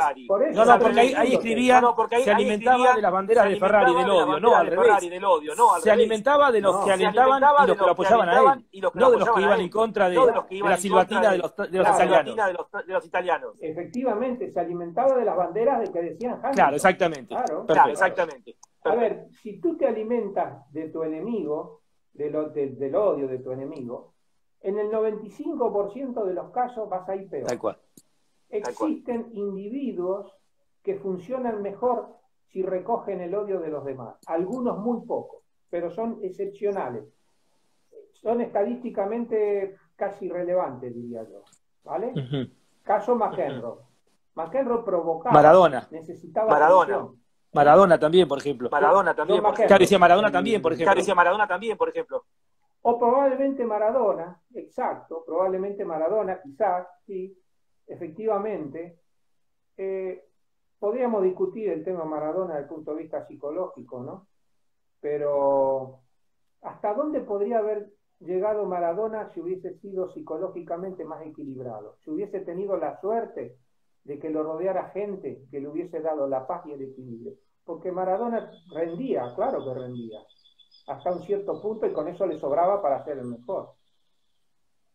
Pero ese cierto punto no pasó de ser el mejor en el fútbol, porque le quedó ser el mejor en la vida o prolongar su carrera. ¿Cuántos años de su carrera perdió? ¿Cuánto respeto mundial perdió? Yo siempre lo comparo con Pelé. Quizá Maradona fue mejor que Pelé, pero todo el mundo se saca el sombrero con Pelé. Muchos argentinos se sacan el sombrero con Maradona porque es un gran futbolista, ¿no? Claro, sin duda, a lo mejor fue el mejor de todos los tiempos, como futbolista indiscutible. Pero él mismo, en su forma de ser, revela una huida hacia adelante, un inconformismo, que quizás él no es consciente o se lo han dicho y dice, sí, y es verdad, ¿y qué voy a hacer? Como diciendo, ¿qué voy a hacer? Puede pensar, ya es tarde, ya soy así, aparte me da lo mismo porque ya está todo hecho. Vale. Pero mira una cosa, ¿Maradona da la impresión de ser un tipo feliz? Esa es la pregunta que le dejo a todos los hinchas y admiradores de Maradona. Puede sentirse muy feliz o satisfecho con lo que logró en el fútbol, sin duda alguna, claro. Pero eso es una parte de la vida. Cualquiera sabe que la vida está constituida por muchas partes y que es un equilibrio, ¿no? Entonces, Maradona, ¿qué pregunta se hace Maradona? No lo sé. Pues es bueno que quienes los admiren se pregunten por qué lo admiran. Que está bien que lo admiren, como futbolista. Preparen las preguntas, lo que quieran. Preparen las preguntas, para no digo que preparen las preguntas, para los que quieran hacerte consultas a vos, Orlando. Pero antes quiero preguntarte acerca de Hamilton. ¿Es tan bueno porque tiene Mercedes? O como digo yo, hoy se lo escuché a Enzo Ferrari en algún reportaje, los mejores corren los mejores autos. Bueno, los mejores corren los mejores autos porque los equipos que tienen los mejores autos tienen el dinero para contratarlo y además el mejor busca siempre el que cree el mejor auto también. O sea que es lógico que pueda Hamilton estar donde está. Y Hamilton es bueno por sí mismo, no porque corra por Mercedes. Hamilton fue capaz de mojarle la oreja a Alonso. Y Alonso le ganó a todos los compañeros, menos a Hamilton. En su año de debut, era debutante y le igualó los puntos. Le ganó una prueba de clasificación más, creo, o una carrera más que Alonso. Y él era el gran Alonso. Tal cual, el campeón del mundo. Le tocó las partes donde termina la espalda. Y eso tuvo mucho que ver con la ida de Alonso del equipo. Sí, empataron, pero Hamilton ganó más carrera. Orlando, pregunta a Leonardo, si mereció otro título Kimi Raikkonen. Y Matías preguntaba que cuentes algo de Senna. Vale. Kimi Raikkonen, ¿mereció otro título? Eso de merecer. En los años que él estaba en McLaren, que era una figura, McLaren andaba bien, pero no era el super equipo que era. Él gana con Ferrari en un muy buen año con Ferrari. Evidentemente, McLaren comete varios errores. Quitar puntos al permitir la lucha Hamilton-Alonso. Entonces, le toca ganar. Vale, perfecto. ¿Mereció otro título? En su buen momento podría haber ganado otro título con un coche. Sí, sin duda alguna. Claro, por supuesto. Ahora, después ya no. Después ya cuando volvió ya no era el mismo. Anduvo muy bien con Lotus, pero cuando corrió al lado de Alonso le pasó por encima. Y él era el gran Raikkonen. Lo que pasa que es muy probable que Raikkonen no sentía la necesidad de ser el mejor en absoluto. Le gustaba ser el mejor, le gustaba ser campeón, pero no sentía que tenía que ser campeón. Porque tú lo ves cómo habla, ves cómo actúa, y él pasa de todo eso. Nunca entró en un juego político, y si tú quieres ser campeón, vas a tener que tratar de joder a tu compañero de equipo como sea. Mandarle 3 tipos que lo zurren en la esquina de la casa para que no venga la siguiente carrera. Alguno lo habrá hecho alguna vez. Al pobre Gallot era, ¿no? Sí. Y cuando estaba en Londres, sí. Le mandaron un taxista que se peleó y él le tiró con un spray al taxista y lo metieron preso. En Inglaterra no hay broma. Y ahí entró Schumacher. O sea, para mí Schumacher le mandó al taxista, ya que tenemos teoría, ¿no? Una teoría.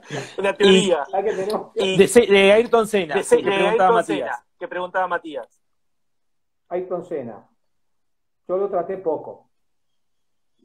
Habré estado 2 o 3 veces con él, algunas palabras y todo. Era un tipo que le costaba hablar, que le costaba abrirse. Desconfiado. Te miraba con confianza. te costaba abrir. Te atendía, eso sí, te atendía, minutitos. No era antipático tipo Lauda que te podía mirar así, casi que te escupía, por decir así. ¿No? Que después se ablandaba, pero te tenía que ver 5 o 6 veces y después se ablandaba. Y Senna, lo traté poco, era ese tipo de persona taciturna, callado, reservado. Y como corredor y como piloto, evidentemente un tipo fuera de serie. Puro talento y pura preparación. Y mucho mental, mucho mental. Eso que hablaba de Dios, de la mística y todo, es porque él se alimentaba, se retroalimentaba o autoalimentaba con esa necesidad de creerse el elegido, y hacía dos cosas. Con la meditación bajaba muchísimo su ritmo de ondas cerebrales. Tenemos distintos tipos de ondas, él las bajaba en general. Y eso le permitía tener más sensibilidad, mejor visión y cosas que te comenté antes. Y entrar en fluencia, que eso le enseñaron. Cuando entró en Fórmula 1 tuvo un entrenador de la selección brasileña, Nuno Costa, famosísimo en Brasil, muchos años atrás, estamos hablando del año 34. Este le enseñó todo lo que tenía que hacer para superarse a sí mismo. Meditación y ponerse objetivos muy altos, que parezcan imposibles. Físicamente fue, ¿no? Y el tipo llegó y cambió, porque era un esmirriado y terminó siendo un atleta. Pero terminó siendo un atleta de aquí. Y hablaba poco y se creía la mística esa que él declaraba no era falsa, se la creía. Va mucho con la cultura brasileña, ¿no? De poner la fe en cosas externas. El poner mucha fe en cosas externas revela muchas cosas, ¿no? Es positivo para algunas cosas, pero es negativo para muchas más. Hay que tener mucho cuidado con eso. Yo como coach le digo siempre a los deportistas, hay que tener fe, adelante con todo lo que sea cuestión de fe, pero primero ten confianza a ti mismo por lo que tú puedas hacer. Uh-huh. La intervención de un dios cualquiera es una cuestión de azar, ¿no? Porque si los dioses fuesen incontrolables, entonces, ¿cuántos querríamos controlarlo, no? Si gana tu rival, lo controla tu rival y tú no. ¿Cómo es eso? Pero el Senna se tenía confianza a fuerza de esto, y evidentemente el tipo entraba en influencia fundamentalmente porque iba muy, muy bajo de ondas cerebrales, muy tranquilo. Y realmente es para estudiarlo de Senna. Muchos pilotos tendrían que hacer, realmente, muchos pilotos. Ahí preguntaba Fabián Antelo que Enrique Scalabroni dice que Mansell fue un fenómeno. ¿Quién, perdón? Decía Enrique Scalabroni. Sí. Decía ahí, Fabián Antelo comentaba que decía que Mansell era un fenómeno. Yo vi un documental de Williams donde hablan muy mal de Mansell, de una persona muy insegura, y hablaban muy bien de Piquet. Vos viviste todo ese mundillo. ¿Qué nos podés decir? Sí, ¿qué nos podés decir? Más o menos, sí, de cerca. Yo conozco bien a Piquet y conocía a Mansell, pero un poco menos. Mansell era un tipo no inseguro en el volante, para nada, al contrario. Era muy inseguro en las relaciones con las personas. Y él creía siempre que lo perseguían. Eso, evidentemente, traía conflictos y trajo muchos conflictos dentro del seno de Williams con Piquet. Porque Piquet, que tenía un talento natural muy grande y era más rápido que Mansell de manera natural, y Mansell andaba a fuerza de valentía, ¿no? De poner aquello que guardamos en los calzoncillos, mucho de eso ponía él. Y entonces llegaba a los tiempos, lo desafiaba a Piquet, pero le costaba mucho, mucho, mucho. Y además siempre decía que el coche se lo daban a Piquet, tenían los motores Honda, Piquet se llevaba muy bien con los japoneses, y entonces él veía una conspiración.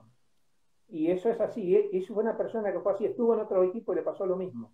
Siempre había una conspiración. De hecho, cuando Sergio Ringland entró en Williams, le tocó ir en las primeras carreras y atenderlo a Mansell. Y Mansell sostenía que Williams no había hecho algo bien, etcétera, etcétera. pero en realidad había sido él que estaba totalmente obnubilado porque Piquet estaba haciendo los mejores tiempos y se tiró a fondo y se fue a la mierda, ¿no? Perdón, uso esta palabra porque aquí en España estas palabras las usan con normalidad. Está bien, Orlando. Está bien, de hecho, Orlando. Sergio Rinda lo contó todo esto. Sergio contó esto que estabas contando recién, ¿no? Sí, ahora, preguntaban recién.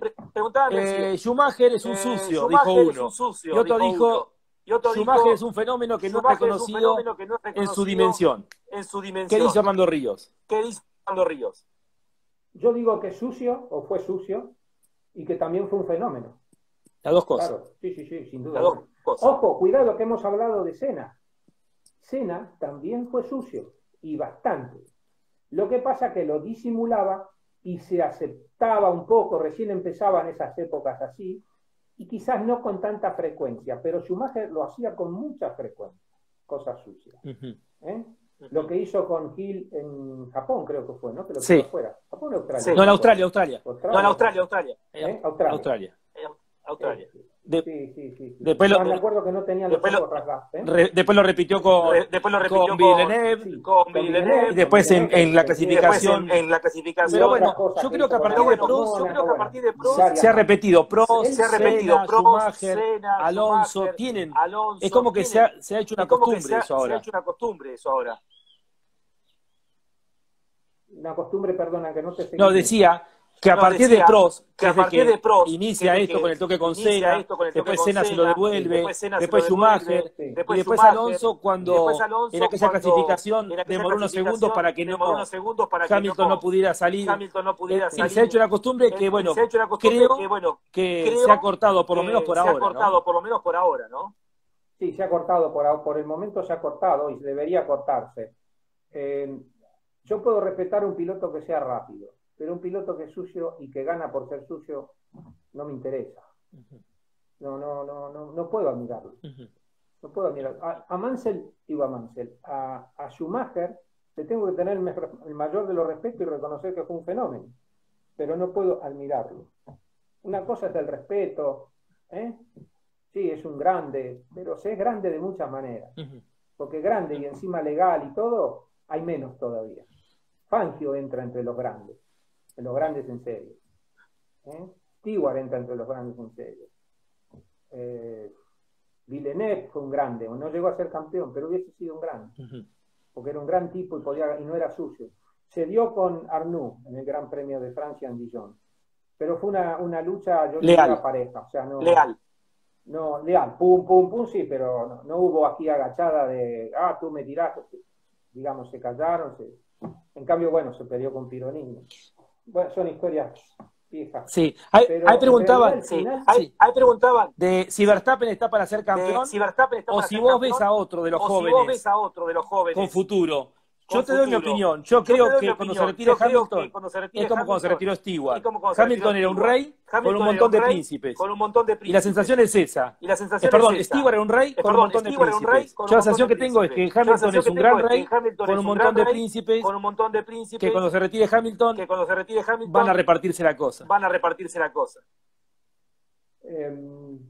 A mí me da la impresión que si se retirase Hamilton y Verstappen estuviese disponible y Hamilton se retira, suponte, en un equipo dominante, el equipo dominante lo va a contratar a Verstappen. Estoy seguro.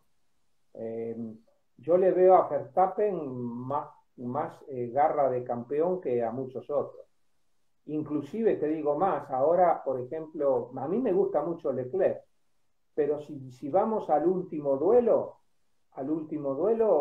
hoy, excepto que Leclerc evolucione más, Verstappen tiene más pinta de campeón. ¿Y Norris? Porque ahora ya no pega tantos autazos. ¿Y Norris? Pone cosas firme, pero ya no va al choque como loco, porque ya no tiene que decir, señores, aquí estoy yo. Todo el mundo sabe que está. Lo mismo que Leclerc, ahora todo el mundo sabe que Leclerc está. Y hay pica entre los dos. Esto va a estar muy bueno cuando se enfrenten con coches parejos. ¿Y Lando Norris, Orlando? Lando Norris ha dicho algo que se me pasaba. Para mí también tiene pinta de tipo pasta de campeón. Sí, señor. Lo veo. está en su segundo año y es tipo está andando impresionantemente bien. Y va a seguir creciendo. Y además es relativamente prudente, no tiene piñas ni choques tontos. No es como Verstappen, que aprendió pasándose del límite, pegándose con todo. No, el tipo va pum, pum, pum, pum. Yo lo veo también que puede tener pasta de campeón. Pero estas cosas, fíjate, Alesi estaba señalado a ser campeón mundial cuando empezó con Tyrrell, luego estuvo en Ferrari y terminó en la nada. ¿Por qué le pasó eso? Luego estuvo en Benetton. Y a Alesi le pasó algo, que hoy que sí lo reconozca. Él era muy rápido, pero no sabía cómo era rápido. No sabía prácticamente ni lo que hacía el coche. Se tiraba, dominaba, controlaba, y por ahí le salía el tiempo, por ahí no le salía, porque a veces cuando te pasas en exceso, estás en pista, pero pierdes medio segundo en la vuelta, ¿no? Y siempre medio segundo, y tu compañero y te gana. Y le pasó eso, es decir, no aprendió técnicamente ni se interesó en revisarse a sí mismo por qué hacía las cosas y sobre todo qué estoy sintiendo en este instante, aquí en el momento que siento el freno. Los pilotos no te saben decir, Lonchi, dónde está soltando el freno. Yo no sé si ahora nos están viendo muchos pilotos, no sé si nos están viendo muchos profesionales, pero pregúntense, ¿ustedes saben en aquellas curvas importantes de la frenada, que es importante para que sea justa para el tiempo? No digo para adelantar, sino para el tiempo. ¿Dónde están soltando el freno? ¿Y cómo lo están soltando? Tú sabes que en mis cuestiones de coaching, lograr que alguien me responda a eso, no. Entonces yo digo, primera lección, yo quiero que me digas, sal ahora y dime dónde lo suelto. Maneja como quieras, pero tú dime dónde sueltas el freno. A partir de saber dónde sueltas el freno, Lonchi, es donde empiezas a construir las últimas décimas, la última décima y media, esa cosa que no te está saliendo. Obviamente, creo que todos los de Fórmula 1 saben dónde sueltan el freno. Eso casi seguro. Pero Alesi no lo sabía. Sí. Jan, por favor, no me desdigas. Y la realidad, Orlando, yo siempre digo que una cosa es correr y ganar carrera y otra cosa es pelear un campeonato. Es otra historia. Es otra historia. Perfectamente, sí. Orlando, vos sabés que días atrás hablamos con el negro Monguzi y me dejó una frase que me quedó pensando. Dice el negro, Stirling Moss siempre fue declarado como el campeón sin corona. Y yo lo considero aquel que no sabía cómo ganar un campeonato, dijo el negro. Que en el momento de definición, fallaba.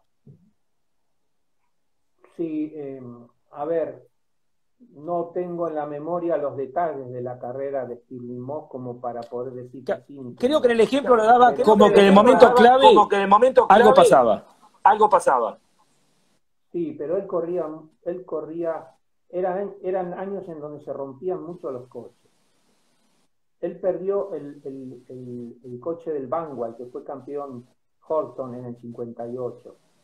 Él podría haber sido campeón con ese coche. Luego ya pasó a Lotus y tuvo su accidente, ¿no?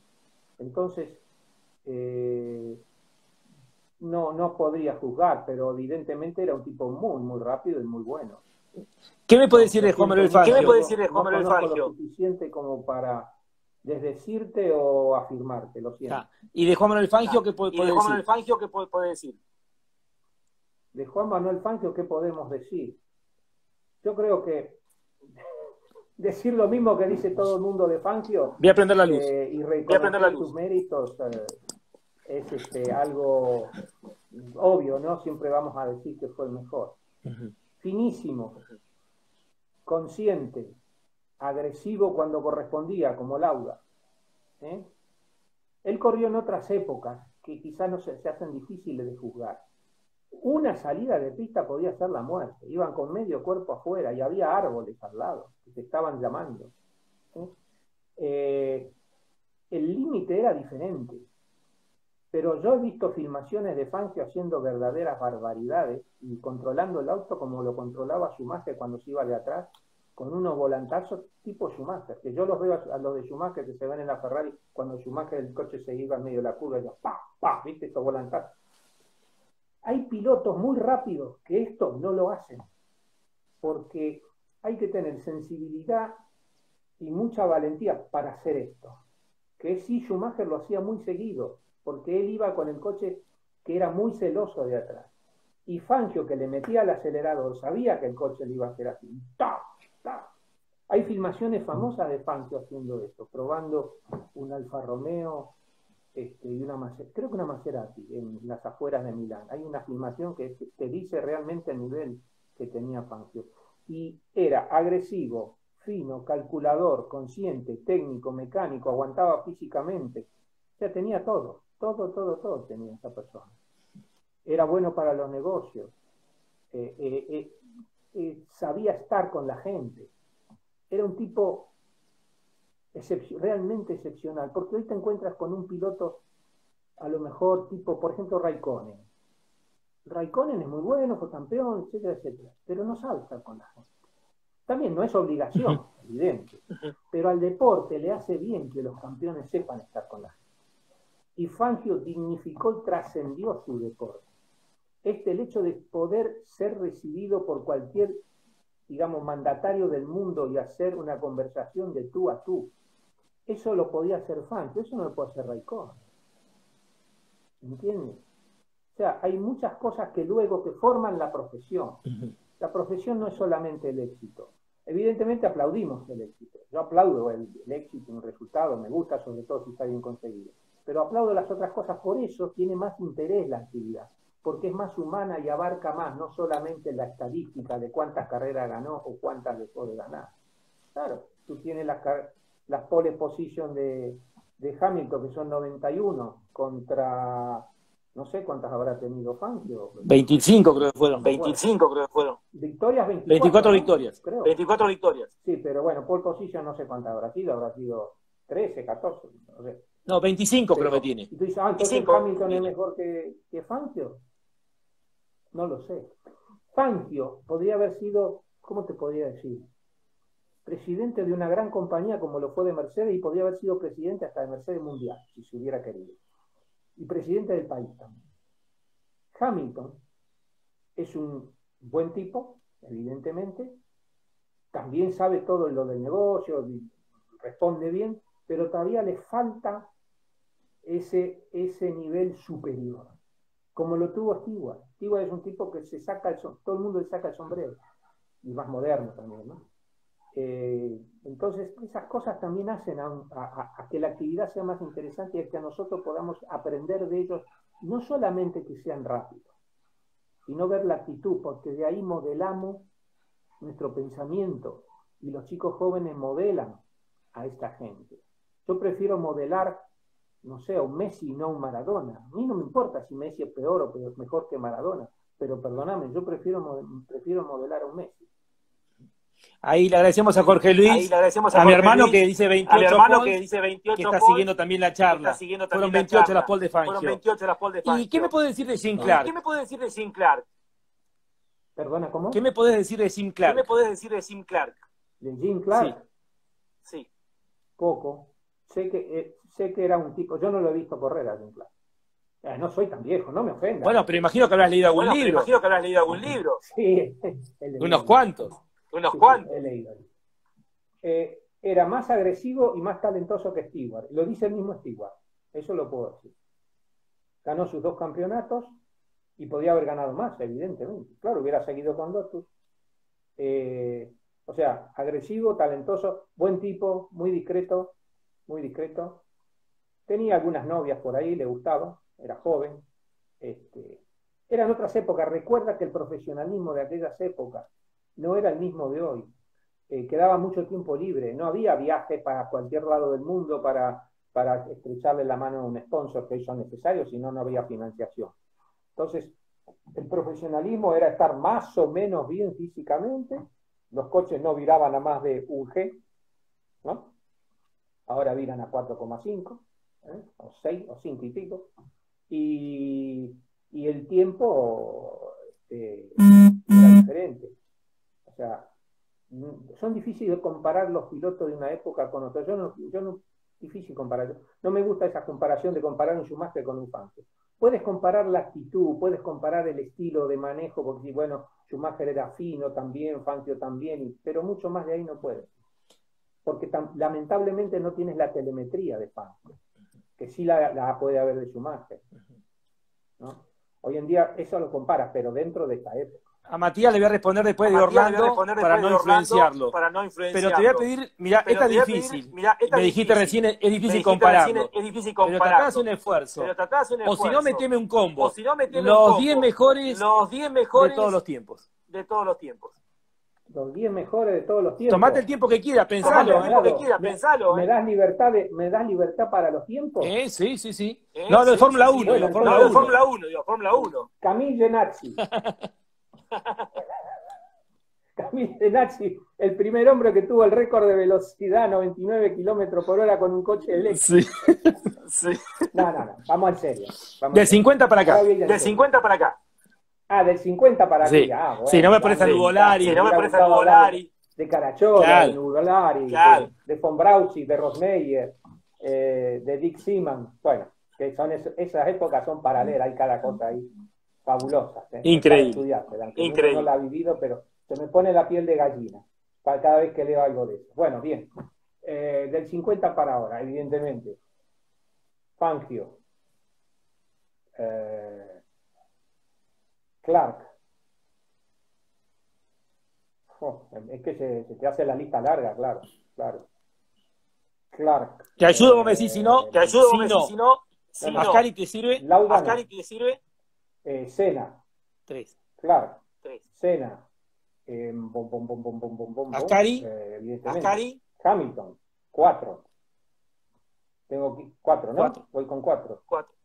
Espera que voy a tener que saltar los tiempos. ¿Te puedo ayudar? A ver, y vos me decís sí, no. A ver, y vos me decís sí, no. Sí. Ascari. No. Brabham. De todos los tiempos. No. Graham Hill. Graham Hill. Tampoco. Jochen Rindt, sí. Jochen Rindt, 5. Te digo más, uno que no fue campeón. Lo pondría Peterson. Correcto, Peterson. Lauda. Lauda dijiste no. Lauda dijiste no. ¿Cómo? Lauda dijiste no. Por el momento no. Alonso, 6. 7, Alonso. 7. Schumacher. 8. Lauda y Prost. Está. Perfecto. Por estadística y calidad. Ahí me preguntaban, porque por eso ahí me preguntaban, no quería influenciarte. Yo siempre digo que para mí Clark fue más que Fangio. Y no lo digo yo, lo decía Fangio. Yo digo, ¿no? Porque lo que pasa es que la década del 60 con los circuitos y los autos que había eran tan peligrosos y los récords de Clark son impresionantes, ¿no? Ahí Jorge Luis pone Fangio, Clark, Stewart, Lauda, Rindt, Prost, Senna, Schumacher, Emerson y Hamilton. Bueno, la última, Orlando, para no seguir robándote tiempo y agradecerte de ya. Algo de Froilán pide ahí Raúl Gatelet, un querido compañero, colega de Arrecifes. Froilán, vamos a decir lo mismo de siempre. Ferrari lo amaba porque Froilán se la jugaba. Era el hombre que le llevó adelante los coches siempre, sea como sea. Froilán no era un Fangio. Era un muy buen piloto, muy valiente, evidentemente lo era. Aprendió bastante de técnica con los años y mucho más no puedo decir, porque realmente era un buen piloto. Pero quizá no era más que Ascari, por ejemplo. ¿Vale? O sea, es una forma de compararlo. A lo mejor estaría al nivel de Ascari. Era más agresivo, era un poquito más desordenada la conducción. No era milimétrico como Fangio. Pero era un tipo grande también. Quizás Froilán sería ponerle una Alesi, por ejemplo. Tipos así salen campeón también. Salió campeón Damon Hill. Con la máquina justa, en el momento preciso, eres campeón. Tal cual. Ahí dice Leonardo, dice Leonardo, ¿qué opinas de Pechito como piloto? Pechito como piloto, excelente piloto, muy buen piloto. No pudo quedarse en la Fórmula 1 porque él estaba solo él como persona y quedó solo en el equipo con un tipo que era totalmente, te daba la oportunidad, pero era muy despiadado y muy arbitrario, que era Briatore. Le faltaba finura técnica para lo que el equipo necesitaba en ese momento, y él no se supo manejar psicológicamente. Si hoy le diesen esa oportunidad, si él con el bagaje o la tranquilidad psicológica que le han dado los años tuviera la oportunidad, él se quedaría en Fórmula 1. Pero ya te digo, volvemos al estado mental, a la condición mental. Un tipo de 15 años que crece lejos de la familia, que nadie le dice lo que tiene que hacer, que no le enseñan bien, y que va solo con el talento, llega un momento en que no alcanza. Hay momentos en que, a ver, Villeneuve tenía mucho más talento quizá que Reutemann, pero no le pudo ganar en los tiempos. Iba a necesitar más tiempo para ganarle. O alguien que le dijera, que lo guiara. Por eso yo pienso que en realidad, volvemos al principio y podemos terminar, estamos hablando de piloto, hemos hablado más de piloto que de coche. Y sin embargo, la preparación de los pilotos, excepto en el escalón muy superior de la Fórmula 1 y más o menos en GP2, la preparación mental, el equilibrio, el coaching, el entrenamiento, no es lo mismo el coaching que el entrenamiento mental, son cosas diferentes, no está al servicio de los pilotos o no le dan la gente la importancia que tiene que tener. Y fíjate, los hechos te demuestran que tiene importancia. Y estamos hablando de pilotos. Tal cual. Cerramos con esto, Orlando, porque es tal cual el concepto con el cual iniciamos. Mil gracias por esta hora 40, 100 minutos de charla que hemos disfrutado muchísimo, Orlando. Bueno, si alguno sobrevive de los que nos están mirando y ya no está en cama o muerto, les doy un saludo. No, siguen. Y siguen las preguntas. Y siguen las preguntas. Ah, bueno. Pero queremos liberarte a vos. Son las 11 menos 20 de la noche. Así que gracias, Orlando. Hasta luego. Bueno, Orlando Ríos. Estuvo con nosotros.